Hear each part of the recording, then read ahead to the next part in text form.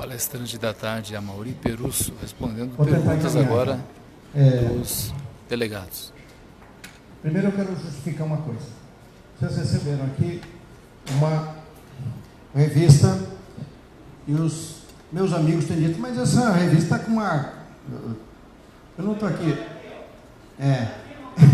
Isso só. Olha só. Essa revista tem uma bandeira na capa. Assim, por que você faz isso, Maurício? É porque é o seguinte, um dos erros, e aqui talvez eu comece a encaminhar, é o seguinte, eu sou daqueles que vou para manifestações públicas e carrego sempre que possível o Brasil. Por quê? Porque é um erro, um equívoco, a gente entregar os símbolos nacionais para os setores que querem entregar o país. Nós precisamos reafirmar nossos símbolos nacionais. E precisamos compreender, e aí começa um pouco a resposta das lutas pela frente, precisamos compreender que o povo brasileiro, e qualquer povo, marcha sob símbolos. E os símbolos que ele identifica são os símbolos que ele mais conhece. Então, eu sempre botei nas capas das revistas e dos trabalhos que produzi os símbolos nacionais. E sempre fiquei muito indignado, e aqui sei que vocês não fazem isso, mas quando a gente faz cerimônia de abertura de atividades, vamos cantar o hino nacional, não é ouvir o hino nacional. Temos que nos integrar profundamente, tá? Temos que ser nosso, tem que se apropriar dos símbolos nacionais. Isto nós teremos que fazer nos próximos meses, para voltar a entrar em sintonia. Quem é que defende o petróleo brasileiro? Nós. Quem é que defende a indústria nacional? Nós. Quem é que defende o pequeno e médio agricultor? Nós. Quem é que defende o setor público? Somos nós. Então por que nós não vamos adotar os símbolos nacionais para fazer essa defesa e andar com ela por todo o país? Nós somos patriotas. Eles são falsos patriotas. Então nós precisamos retomar e nos apropriar disso. O Guedes, até onde consta, esteve sim no Chile, naquele programa dos Chicago Boys. Tinha cerca de 20 pessoas lá, coordenados pelo Von Hayek. Esses caras são o suprassumo do neoliberalismo. Eles querem que o Estado exista, como eu procurei mostrar aqui na minha intervenção, para garantir a segurança da acumulação, e tão somente isso. E eles estiveram lá fazendo esse programa assim, e jogaram o povo chileno numa desconstrução do seu projeto nacional. Agora, lembrem-se, isso dialoga conosco. Para fazer uma política de destruição da economia chilena, o primeiro ato do Pinochet foi devolver todas as empresas que haviam sido nacionalizadas. Todas. Inclusive o cobre, que é ainda a principal riqueza chilena. Todas as empresas que foram nacionalizadas. Era preciso utilizar a violência para garantir isso. E era preciso utilizar a violência e matar muita gente para poder garantir esse tipo de política. Essa política neoliberal, destrutiva do país, ela não tem espaço dentro da democracia. Por isso, a primeira defesa que nós devemos fazer é da democracia brasileira, mas não da democracia somente formal, é da democracia real. E o que é a democracia real, caros amigos? É rompimentos.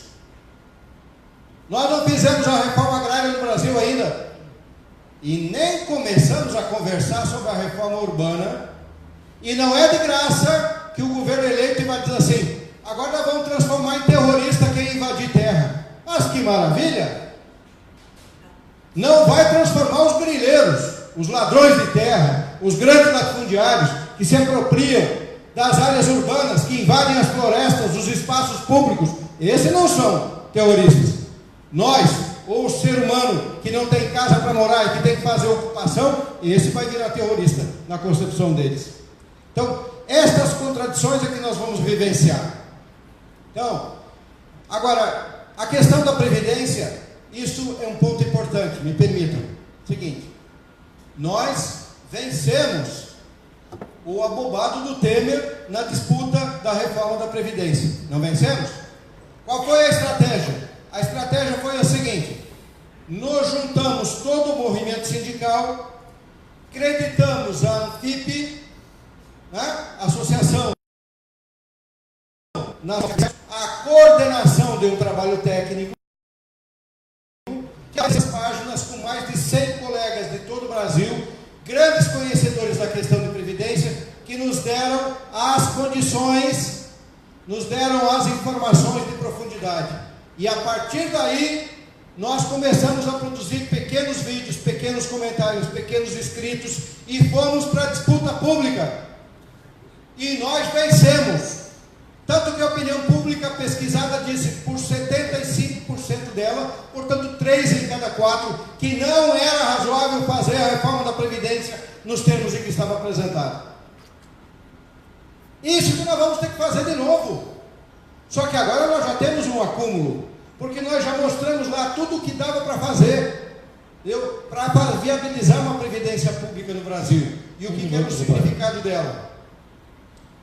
Regime de recuperação fiscal. Esta batalha não está resolvida. Por quê? Porque se o governo adere, se o governo do Rio Grande do Sul adere ao regime de recuperação fiscal, nos termos que ele está estabelecido, ele vai ficar de mãos amarradas. O Rio de Janeiro fez isso. E foi lá, meus amigos, que alguém falou aqui do Rio de Janeiro, foi lá que eles tentaram botar uma alíquota de previdência de 14 mais 8 suplementar. E aí os meus amigos do Rio de Janeiro, o presidente do meu sindicato, fez a seguinte consigna: nenhuma manifestação pública dos servidores do Rio de Janeiro estará completa sem que a gente invada o parlamento. E eles invadiram uma vez, 2 vezes, 3 vezes e conseguiram barrar os 8% adicionais. É isso que aconteceu. Agora, ontem, prenderam mais 10 deputados no Rio de Janeiro. Né? Então, caiu a casa, amigos. Então, não é isso que nós temos que fazer. Nós vamos ter que radicalizar nosso processo de luta. Em relação ao regime de recuperação fiscal, vamos ter que aprofundar a disputa no Rio Grande do Sul.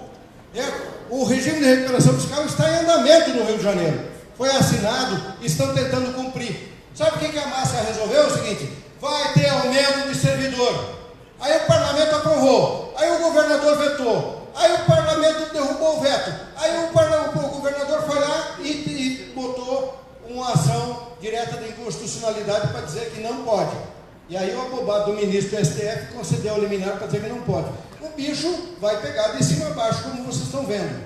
Regime de recuperação fiscal não é regime, não faz recuperação fiscal nenhuma, ele só subordina os estados à política de benefício do sistema financeiro. Tudo, lembrem-se, cada centavo que é arrecadado na dívida pública dos estados e municípios, vai direto para o pagamento da dívida pública federal. Não volta. Todo ele é destinado a isso. Então nós vamos ter uma dura luta pela frente. O que eu recomendo e penso que nós deveremos praticar é ter clareza naquilo que queremos fazer e não abrir mão, nem um passo atrás. Agora é hora da gente botar as categorias em movimento e explorar profundamente as contradições deles. Para encerrar, vejam que outro dia, eu só vou encerrar contando isso aqui. Minha filha faz curso de Relações Internacionais na Universidade Federal. E ela veio meio assustada outro dia, dizendo: pai, mas o Bolsonaro... eu não estou xingando o Bolsonaro porque é militar, porque ele não é militar. Não? Ele é um bosta que faz 27 anos que está na Câmara dos Deputados e quer ser militar. Eu conheço militares nacionalistas, muitos patriotas nacionalistas, né? Pessoas com grande qualidade. Andei com eles pelo Brasil, defendi o país junto com eles. Não tenho nenhuma dificuldade de me relacionar com isso. Tenho dificuldade de me relacionar com quem mente e conta coisas que não são verdadeiras para tentar enrolar a população.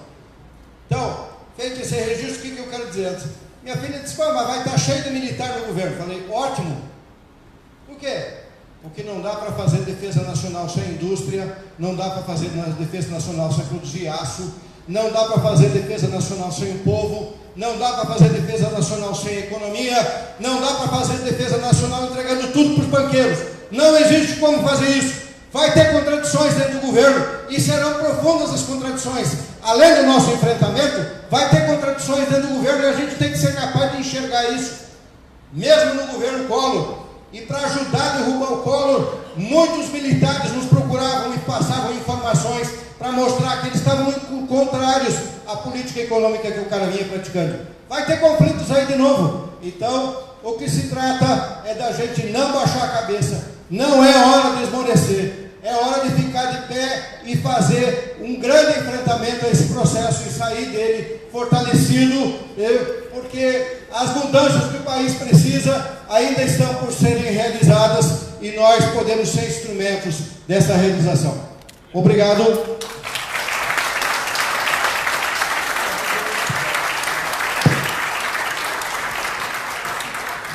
Muito obrigado, nosso amigo Maurício Perusso.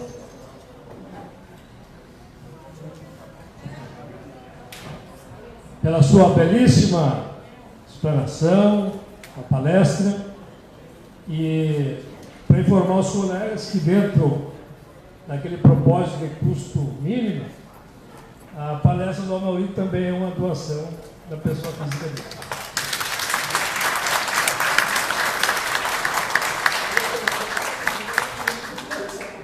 Ele até pensou que eu iria pedir uma doação para ele. Parabéns. Obrigado, querido. É sempre bom ter colegas do serviço público tão preparados como o Amaury e outros tantos que a gente conhece. Já está conosco o Dr. João Ramalho Alves da Silva. Eu chamo aqui para apresentar o Dr. João Ramalho e mediar a próxima palestra o colega Edson Busato. Não sei antes consultar a plenária sobre o período do coffee break.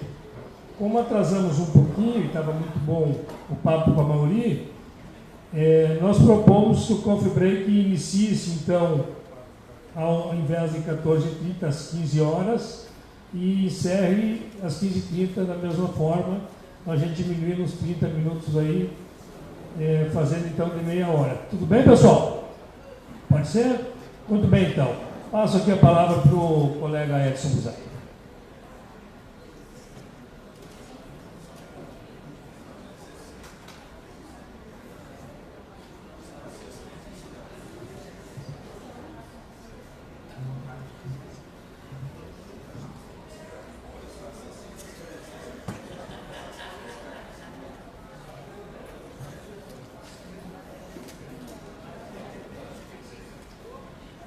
Aliás, desculpa pessoal, das 15h30 às 16 horas, certo? Só vamos cortar meia hora então, tá? Às 16 horas começamos então as discussões, certo? 1h. Agora são 15 para as 5 para as 3 já? Então... vamos no tempo de lá e depois a gente vê o que vai ter de tempo coffee break, certo? Não vamos prejudicar o palestrante e a palestra deverá ser muito boa, muito positiva. Tá bem?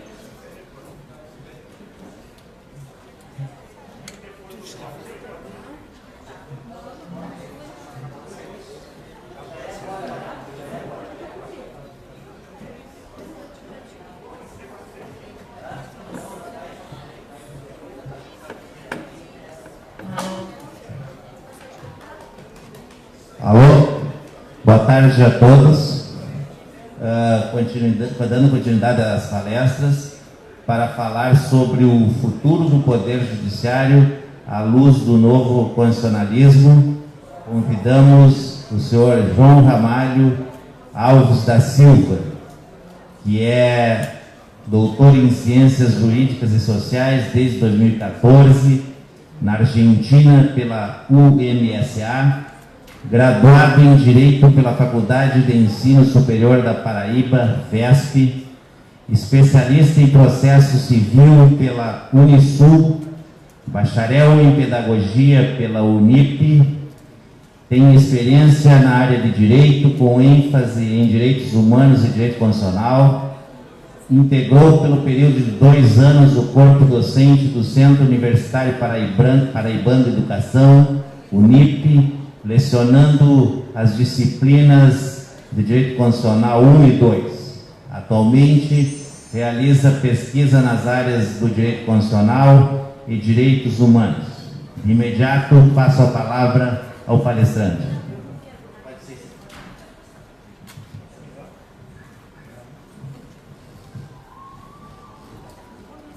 Boa tarde a todos e a todas.